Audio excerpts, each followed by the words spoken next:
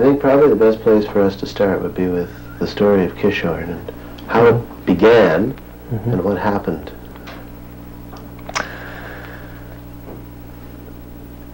I suppose the story begins with a planning application which was lodged in 1973 for an oil construction yard at Drumbui on the south side of Loch Carron.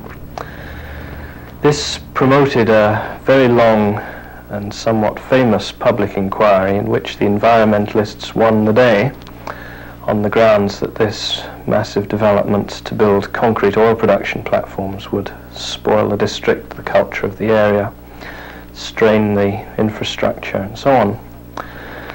But paradoxically, the people who lived to the north of Loch Carron were very much in favour of the development at Drumbui, and almost in the closing stages of the public inquiry into the Drumbui development, planning permission was given for a site at Kishorn on the north shore of Loch Carron. Now this went ahead very quickly for several good reasons. The promoters of this new development, Howard Doris, were somewhat sensitive to the sort of faults that the other developers had made with their proposals for Drumbui. So they came in and offered a site which would be an island site, as they called it, which meant there would be no coming and going across the boundary fence. They also envisaged a labour force of 400, which in terms of the population of the immediate area was very reasonable indeed. And it was in a very isolated site, which wasn't in a sensitive area in terms of farming or crofting, although in fact it does stand in a very outstanding area of natural beauty. So permission was granted very quickly for the site at Kishorn, and work went ahead. Now the island site concept was obviously a sales factor and obviously gained a lot of local support. However, it very quickly showed that it was not as watertight as was intended, because inevitably the first deliveries to the site, the first bulldozers, the first lorries all had to go by road. And as soon as a landing site was made, then deliveries were made by sea. Well, that was fair enough, but gradually other holes in the conditions were found. Bread delivery vehicles had to come in by road, so the contractors claimed. It was pretty clear too that the main contractors had very little control over what their subcontractors did, and thus the number of road vehicles coming into the site gradually grew over the weeks and over the months. On top of this, the labour force of 400, they were to be accommodated in a labour camp, but gradually it became clear that the company didn't intend that their senior management should live in the labour camp, and that they sought houses and other accommodation in the district outside the camp. And of course there was pressure from local people who wanted to work on the site, and these too added to the daily number of people commuting onto the site. And gradually one had a situation where there were a lot of people who were seeking to live in caravans in the district. There were a lot of unauthorized caravan sites springing up. All the local houses that were available for rent were taken at very high cost, and this all added to the pressure of people living in the community who were travelling to work on the site. Gradually this effect spread quite some distance. The labour force of 400 was far too small. Whether the contractors knew this at the outset, I don't know. But one of the problems with North Sea oil development, of course, is that it's done against the clock, and rather than extend contract times, the major contractors tend to build up their labour force. And the result was that over two and a half years, the labour force at Kishorn grew to about 3,000 people. The labour camp itself was doubled in size to accommodate ultimately about 800. 2 cruise liners were brought in for short times to cater for the peak, and men were commuting by boat from Skye and over vast distances by road from the mainland. On top of this, Howard Doris had men living in various hotels up to 20 miles away from the site, and all this of course had its effect on reducing the number of hotel rooms that were available for the tourist season, number of caravans that were available for the tourist industry, and so on. Now all this made the inevitable pressures on the local community. Loch Carron village has a population of about 300, 2 hotels, 3 or 4 shops, single street, and inevitably all the traffic passing through the village on its way to the site made a lot of problems. A lot of noise from heavy lorries, cars, buses. All this in a village which, by most standards, was never really very busy at all, even in the summer season. There were other dimensions to the problem too. Loch Carron is a village where the Sabbath, the Sunday, is very much respected by the 3 Presbyterian denominations present in the village. And Sunday work, of course, is an essential feature for a concrete oil production platform where concrete has to be poured continuously in a non-stop process for many weeks at a time. The company, to be fair to them, realised this factor at the outset, which some contractors who've worked in the north of Scotland haven't, and they claimed that they wanted to make every possible accommodation to the respect for the Sabbath. However, they admitted that there would be these continual working periods and that this would have to be respected.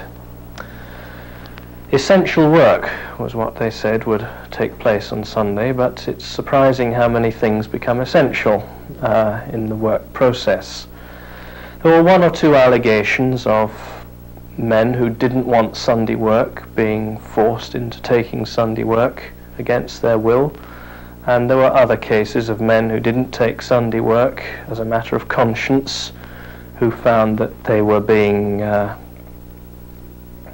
discriminated against for other work on the site. Now these are little things perhaps, but in a population of 300, a small community, these things count for a lot, because after all everybody's very aware of what's going on. Everybody has a friend at work on the site, and everybody's very aware of what's going on. Other impacts. Inevitably, people went for the big money. They left their jobs. Local craftsmen, local tradesmen, local shopkeepers, lorry drivers. There was good money to be earned, and inevitably you can't blame them for going to work on the site. Now, of course, the local men were still in very small minority, and the vast majority of men working on the site were being brought in. This is the nature of the job. Scaffolders tend to come from the big industrial areas, and the contractors who were called in to do these jobs tended to have their own special recruiting grounds. The main scaffolding contractor at Kishorn was an Irish firm, and with them came a lot of Irish labour. I suppose it's inevitable that different groups of men coming from different parts of the country all have their fierce loyalties and their interests, and these tended to express themselves on Saturday nights in the local bars, much to the annoyance of some people, much to the entertainment of others. But nevertheless, they were the sort of things that tended to hit the headlines in the local and even the national press. The local sheriff had a lot of strong words to say for some of the people who were up before him. Okay. Okay, we were talking about some of the situations.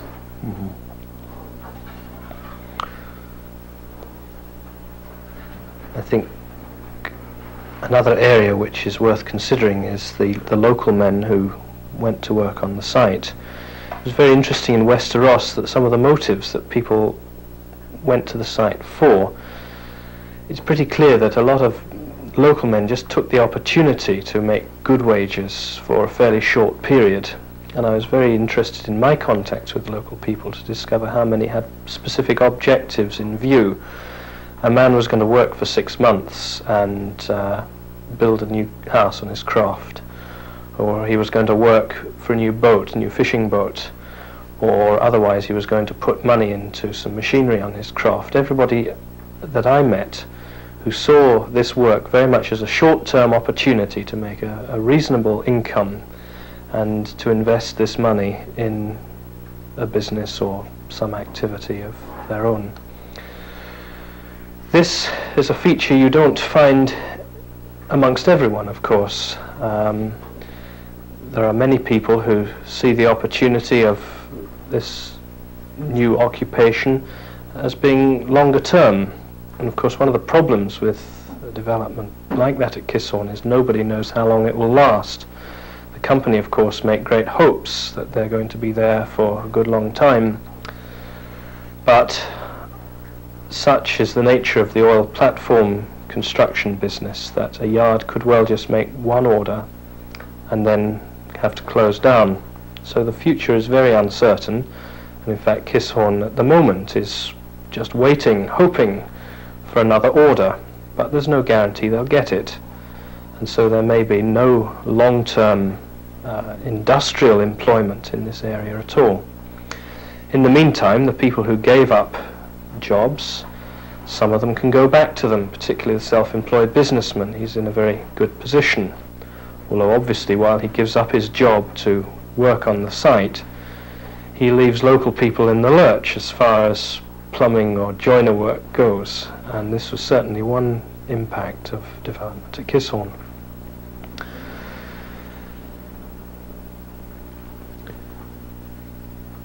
Sorry, I'm... Okay, no, that's fine.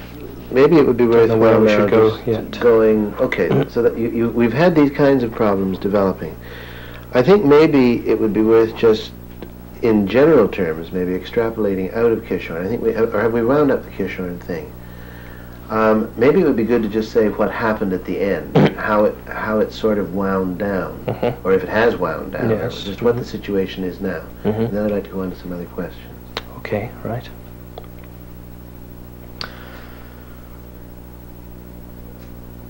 The end of the project at Kishorn came slowly and in several stages. The concrete platform was floated out from its dry dock and slowly flooded at sea whilst the tower structure was built up.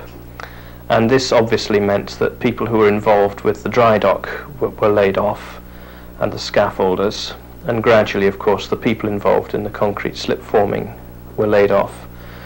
And gradually when the structure was floated off to the North Sea, the number of people employed on site slumped very considerably. Obviously a lot of the travelling men, the people who'd come in from far away, went away, leaving relatively little impact on the district. The cruise liners went away. However, I think the most obvious impact was in terms of the incomers who had lived off the site in the local community. Where they'd rented holiday homes, they departed, leaving houses empty for the winter months again, where previously they'd been occupied all year through.